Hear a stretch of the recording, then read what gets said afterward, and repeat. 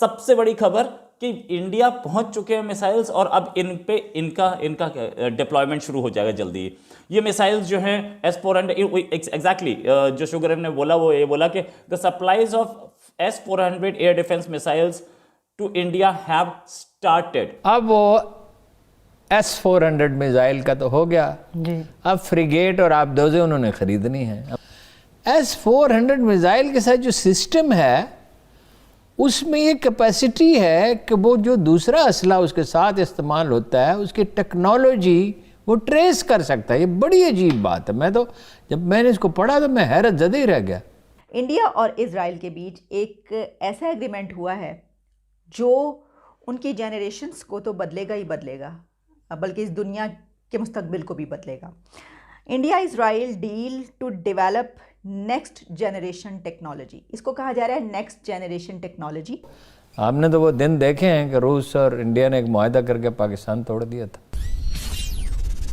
नमस्ते दोस्तों, जय हिंद। हिंदुस्तान स्पेशल में आपका स्वागत है। दोस्तों, भारत की सीमाएं बहुत जल्द अवैध हो जाएंगी। दरअसल भारत को रूस से S-400 एयर डिफेंस सिस्टम मिलना शुरू हो गया है। सूत्रों के अनुसार S-400 का पहला यूनिट भारत चीन सीमा पर तैनात किया जाएगा। S-400 air defence missile system को समुद्र और हवाई मार्ग से भारत भेजा जा रहा है। जमीन से हवा में मार करने वाली इस प्रणाली के मिलने से भारत की मारक क्षमता और मजबूत हो जाएगी। भारत ने रूस से $5.5 अरब में 5 S-400 रेजिमेंट खरीदने के लिए अक्टूबर 2019 में समझौता किया था। पाकिस्तानी मीडिया S-400 के फीचर्स को सुनकर दंग रह गया है और S-400 भारत पहुंचने पर उसका रो रो कर बुरा हाल हो चुका है। आज की वीडियो में पाकिस्तानी मीडिया ने और क्या कहा, so friends let's start this very interesting video. Thank you so much. अच्छी खबर, इंडिया पहुंच चुके हैं S-400 मिसाइल्स, ऐसा कहना है जो वहाँ के रशिया के director of federal services for military and technical cooperation है दमित्री शुगरेव। उन्होंने दुबई एयर शो से पहले बोला। ये खबर सुनते ही पाकिस्तानी एस्टैब्लिशमेंट, पाकिस्तानी आर्मी और पाकिस्तानी गवर्नमेंट सब कांप गए। सबसे बड़ी खबर कि इंडिया पहुंच चुके हैं मिसाइल्स और अब इन पे इनका डिप्लॉयमेंट शुरू हो जाएगा जल्दी ही।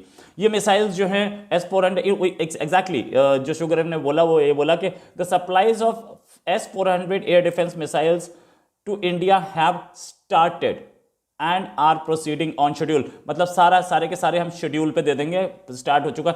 इससे पहले ये S-400 मिसाइल सिर्फ 2 ही कंट्रीज को दिए गए थे, एक चाइना और एक टर्की। अब ये इंडिया के पास आ गए। बहुत अच्छा मिसाइल है।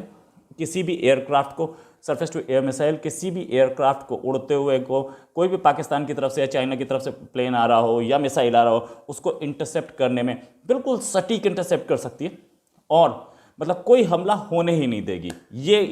ये बहुत बड़ी अचीवमेंट के आ गए। और अब दोनों कंट्रीज, पाकिस्तान के साथ चाइना भी घबराया होगा कि हम अब अटैक नहीं कर पाएंगे।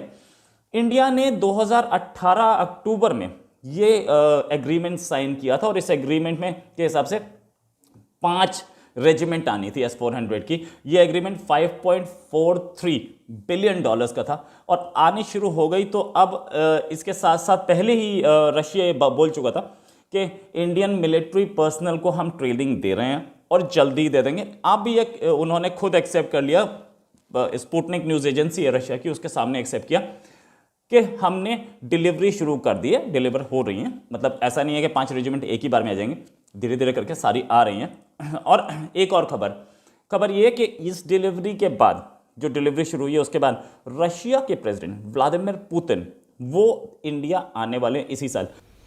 अब वो S-400 मिसाइल का तो हो गया जी।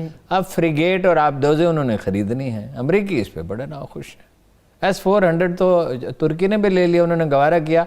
अगर जो उसकी प्राइसेज ये थी कि F-35 के प्रोजेक्ट से उन्हें बाहर निकाल दिया, उसमें उनकी इन्वेस्टमेंट थी, यानी उन्हें अपने हिस्से के त्यारे मिल नहीं थे। अब अगर अमेरिकी दबाव डालते हैं इंडिया पे तो ये भी मुश्किल है, दोहरी मुश्किल में। जो असला है ना रूसी बाज, वो अमेरिका से भी बेहतर है S-400 मिसाइल। फिर एक और अजीबो गरीब उसमें मसला है। S-400 मिसाइल के साथ जो सिस्टम है उसमें ये कैपेसिटी है कि वो जो दूसरा असला उसके साथ इस्तेमाल होता है उसकी टेक्नोलॉजी वो ट्रेस कर सकता है। ये बड़ी अजीब बात है। मैं तो जब मैंने इसको पढ़ा तो मैं हैरत ज़दे ही रह गया। तो अब अगर वो इंडिया का कोई मसला नहीं उठाते तो इंडिया तो फिर मतलब ये है कि परेशान है। उधर दूसरा मसला ये है कि पुतिन साहब जा रहे हैं वहाँ इंडिया। जी जी, और जा रहे हैं सिर्फ एक दिन के लिए। अब एक दिन में क्या पुतिन की करेंगे? आदत ये है कि पाकिस्तान वो आना चाहता था तो ये उन्होंने कहा पहले तय कर लें क्या करना है। मैं फोटो सेशन के लिए नहीं आ सकता। वो बड़ा कहीं आदमी है। इधर यानी पुतिन साहब वहाँ होंगे और भारतीयों की मजबूरी है, 74 साल की शादी है, एक दिन में तो मनसूख नहीं हो सकती। नहीं हो सकते। पाकिस्तान आपको वो आपने तो वो दिन देखे हैं कि रूस और इंडिया ने एक मुआहदा करके पाकिस्तान तोड़ दिया था। पाकिस्तान नहीं टूट सकता था, हर चीज़ के बावजूद रूस और इंडिया का मुआहदा ना होता। अब मैं आती हूँ अपने दूसरे उस एग्रीमेंट की तरफ कि जो हुआ है इंडिया और इज़राइल के बीच।